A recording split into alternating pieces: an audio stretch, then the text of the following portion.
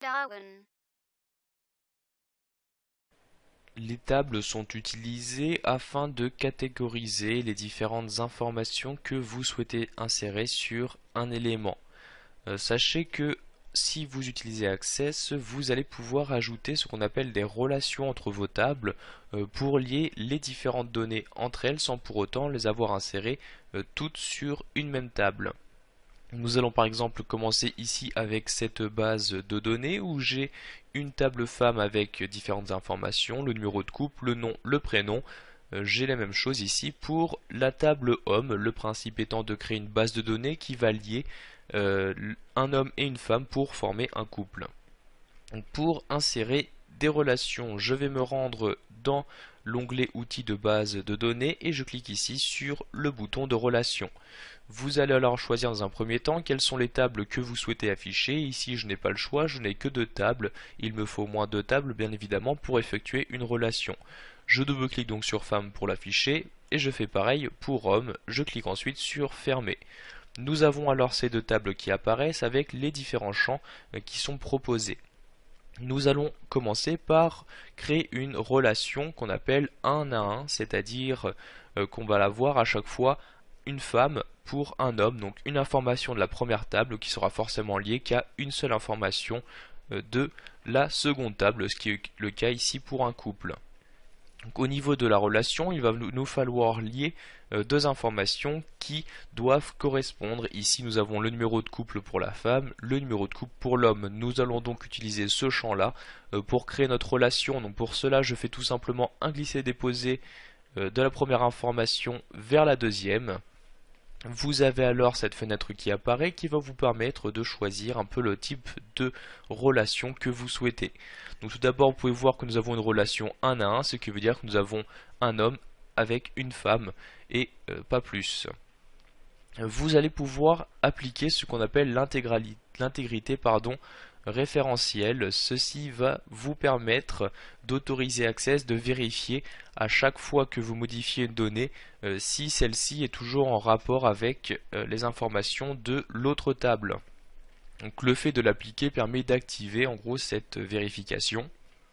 Si vous cochez les autres cases, vous autorisez Access en plus à mettre à jour les champs correspondants, c'est-à-dire si vous modifiez une information, il va automatiquement mettre à jour celle-ci pour qu'elle corresponde aux données de l'autre table. Donc vous cochez si vous souhaitez autoriser cette mise à jour. Pareil, si vous souhaitez autoriser la suppression des enregistrements, vous pouvez également cocher. Donc ici, je vais cocher les trois cases comme ceci. Au niveau des créations, vous pouvez également changer ce qu'on appelle les jointures. Donc si je clique ici sur type de jointure, cela vous permet de choisir quelles sont les informations que vous souhaitez récupérer via cette relation. Par défaut, vous ne récupérez que les informations qui correspondent aux deux tables, c'est-à-dire que je n'aurai affiché que les femmes qui sont forcément liées ici à des hommes. Vous pouvez changer ce type de relation dans le sens où vous allez pouvoir choisir de récupérer forcément quoi qu'il arrive tous les enregistrements de la première table, mais en revanche pour la deuxième table vous ne récupérez que ceux qui possèdent des champs joints qui sont identiques à la première. Donc ça vous le faites soit pour la table femme soit pour la table homme ici en cochant la troisième case. Ici je vais rester sur mon premier type de jointure, je laisse donc un de cocher, je clique sur OK et sur créer pour créer ma relation. Alors j'ai ici ce message d'erreur car je n'ai pas fermé les tables avant de modifier leur relation. Donc ce que je vais faire, je vais cliquer ici sur annuler et je vais choisir de les fermer. Donc je fais clic droit fermer sur les tables. Je réitère l'opération. Donc je lis ici, j'active l'intégrité référentielle. Bon ici je ne vais pas cocher ces deux cases. Je clique sur créer. La création est alors effectuée.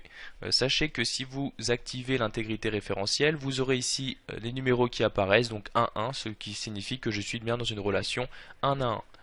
Nous allons changer de base de données. Cette fois-ci, nous affichons une base qui contient toujours deux tables, une table client et une table moto.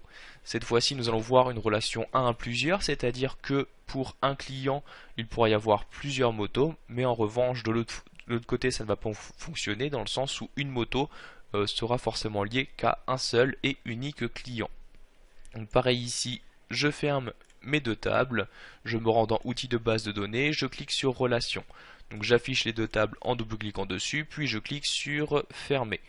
Donc ce qu'il faut savoir pour créer une relation 1 à plusieurs, il vous faut dans une première table utiliser la clé primaire ou tout autre champ qui est indexé de manière unique, c'est-à-dire qu'il ne peut pas y avoir de doublon à l'intérieur. En revanche, pour la deuxième table, au niveau du champ, il faut que celui-ci accepte les doublons, ce qui est par exemple le cas ici. Donc je vais lier les deux champs ID propriétaires comme ceci. Si on regarde le type de relation qui apparaît, nous avons bien une relation 1 à plusieurs. Donc pareil, je peux choisir d'appliquer l'intégrité référentielle, je peux rechanger le type de jointure, je vais ici laisser celui par défaut. Je clique sur créer pour effectuer la création de cette relation. On peut voir ici donc que nous avons le symbole infini qui apparaît sur la deuxième table, ce qui veut dire que pour un client, il peut donc y avoir une infinity de motos si on veut. Voilà, vous connaissez maintenant les différentes relations qui vous sont proposées dans Access.